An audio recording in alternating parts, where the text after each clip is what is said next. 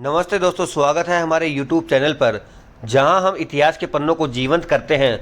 आज हम बात करेंगे शिमला समझौते की, जो भारत और पाकिस्तान के बीच 1972 में हुई एक ऐतिहासिक शांति संधि थी। यह समझौता न सिर्फ दो देशों के बीच शांति का प्रतीक बना, बल्कि दक्षिण एशिया की भू राजनीतिक को भी नई दिशा दी। तो चलिए इस समझौते के पीछे की कहानी, इसके महत्वपूर्ण तथ्य, शामिल लोगों, फ़ायदों और कुछ रोचक किस्सों को जानते हैं। 1971 का साल दक्षिण एशिया के लिए बेहद महत्वपूर्ण था। भारत और पाकिस्तान के बीच तनाव अपने चरम पे था। इसका मुख्य कारण था बांग्लादेश मुक्ति संग्राम। क्या हुआ 1971 में? उस समय पूर्वी पाकिस्तान, आज का बांग्लादेश में पाकिस्तानी सेना द्वारा बंगाली नागरिकों पर भयानक अत्याचार किए जा रहे थे। लाखों शरणार्थी भारत में आ रहे थे। भारत ने मुक्ति वाहिनी का साथ दिया और दिसंबर 1971 में भारत पाक युद्ध शुरू हुआ। इस युद्ध में भारत की निर्णायक जीत हुई।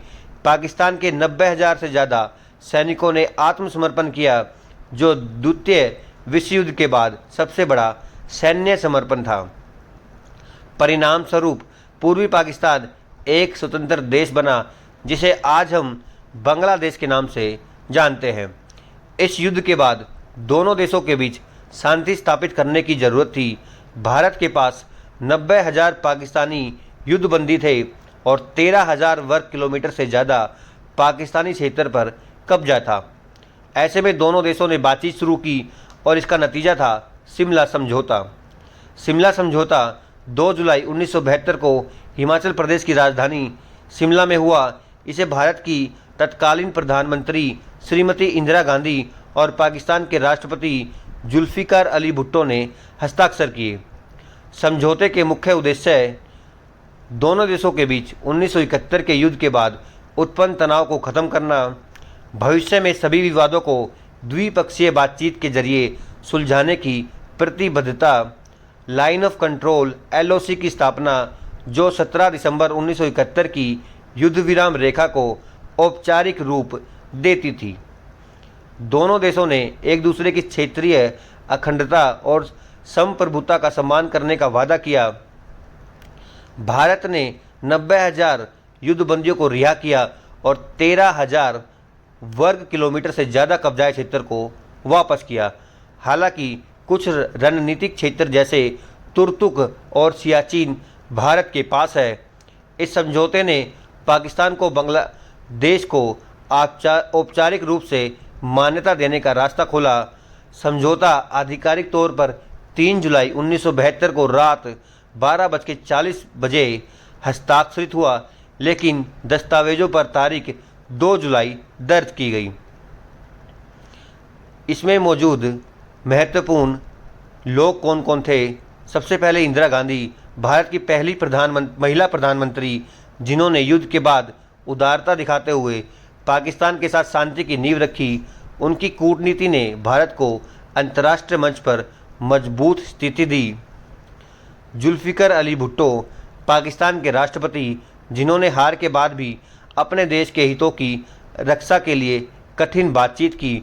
उन्होंने LOC को मान्यता देने का वादा किया, हालांकि इसे औपचारिक रूप से दस्तावेज में शामिल नहीं किया गया। PN हक्सर, इंदिरा गांधी के प्रधान सचिव, जिन्होंने समझौते की रणनीति तैयार करने में महत्वपूर्ण भूमिका निभाई। उनकी सलाह ने भारत को कश्मीर मुद्दे को द्विपक्षीय बनाए रखने में मदद की।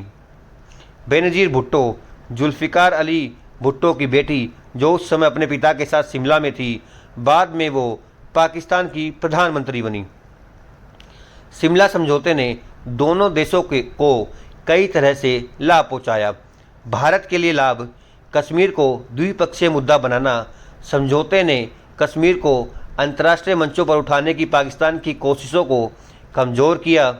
LOC की स्थापना, इससे कश्मीर में सैन्य तनाव को नियंत्रित करने में मदद मिली। अंतर्राष्ट्रीय छवि, भारत ने 90,000 युद्धबंदियों को रिहा करके और क्षेत्र वापस करके विश्व मंच पर अपनी उदारता और शांति की इच्छा दिखाई। पाकिस्तान के लिए लाभ, युद्धबंदियों की रिहाई, 90,000 सैनिकों और नागरिकों की वापसी ने पाकिस्तान को अपनी सेना और सम्मान को पुनर्जनन करने का मौका दिया। क्षेत्र की वापसी। भारत ने अधिकांश कब्जाए क्षेत्र को वापस किया, जिससे पाकिस्तान की क्षेत्रीय अखंडता बनी रही।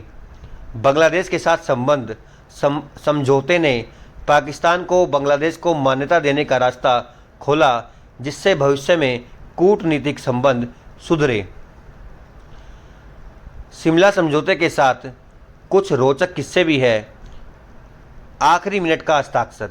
बातचीत कई दिनों के तक गतिरोध में थी। 2 जुलाई की रात को भुट्टो ने प्रेस कॉन्फ्रेंस में कहा कि बातचीत विफल हो गई है, लेकिन इंदिरा गांधी और भुट्टो के बीच एक निजी डिनर और 10 मिनट की मुलाकात के बाद आधी रात को समझौता हस्ताक्षरित हुआ।